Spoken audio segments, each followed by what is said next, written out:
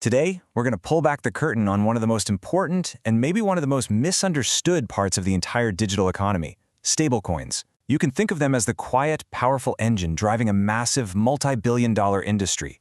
So let's get into it and figure out how they actually work. You know, when most people hear the word cryptocurrency, their mind immediately jumps to those wild, unpredictable price swings. But the whole idea behind stablecoins started with a really simple question. What if you could get all the benefits of digital money, I'm talking the speed, the global access, but without any of that stomach-churning volatility? What if it was just stable?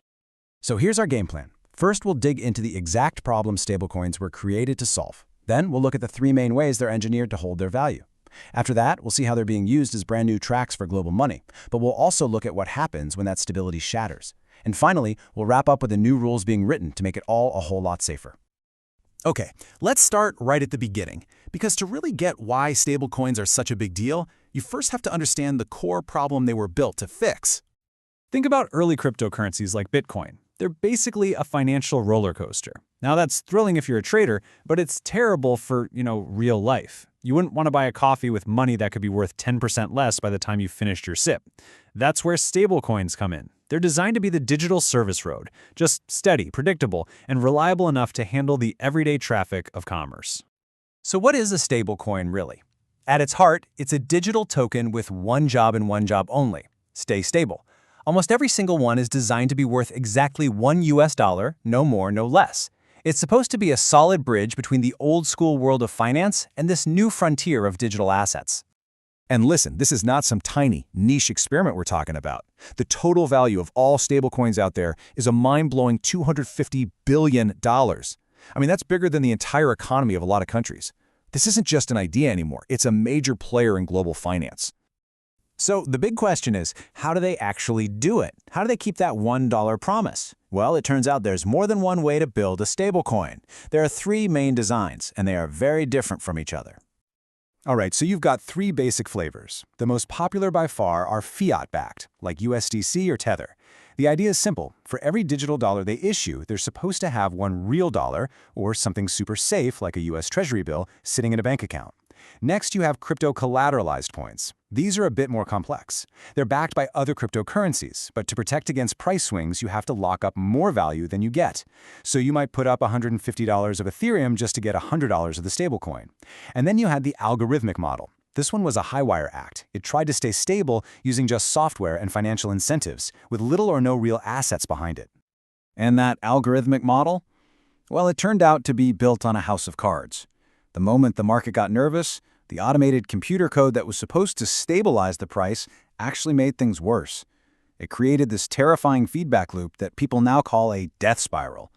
And the poster child for this failure was a stablecoin called TerraUSD. The result? Utter catastrophe.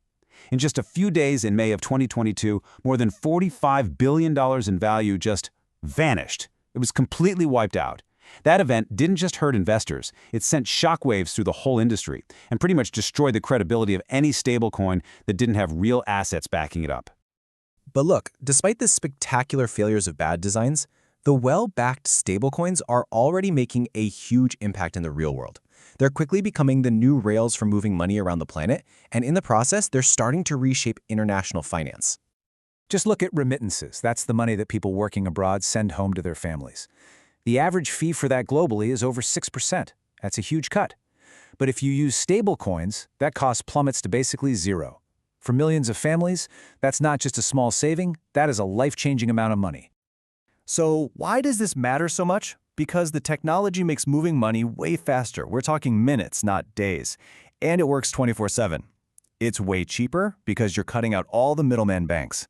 It's way more inclusive. All you need is a smartphone. And in places with runaway inflation like Argentina, people are using US dollar stablecoins as a safe haven to stop their savings from evaporating. And this has some really big geopolitical consequences. Get this. A staggering 99% of all stablecoins are pegged to the US dollar. So what does that mean? It means, as this new digital financial system gets bigger, it's actually making the US dollar even more dominant as the world's go-to currency.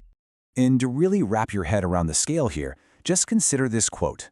The biggest stablecoin companies hold so many U.S. Treasury bills in their reserves that if they were a country, they'd be one of the top foreign holders of American debt. They are not just on the fringe, they are deeply, deeply woven into the traditional financial system. Now, for all of this amazing potential, that name, stablecoin, can give a false sense of security. They're absolutely not risk-free. So let's take a hard look at what happens when that core promise of stability actually breaks. Okay, the number one danger is something called depegging. This is the moment a stablecoin fails to hold its one-to-one value with the dollar.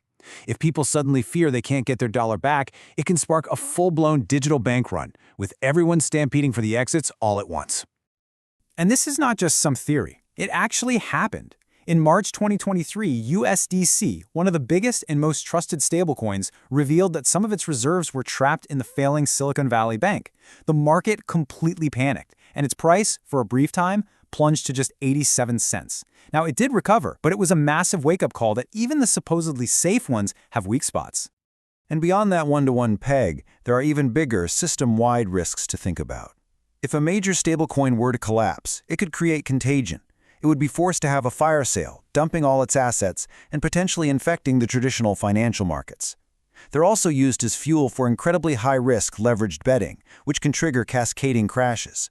And of course, their borderless nature makes them a tool for illicit finance, everything from money laundering to these awful scams called pig butchering.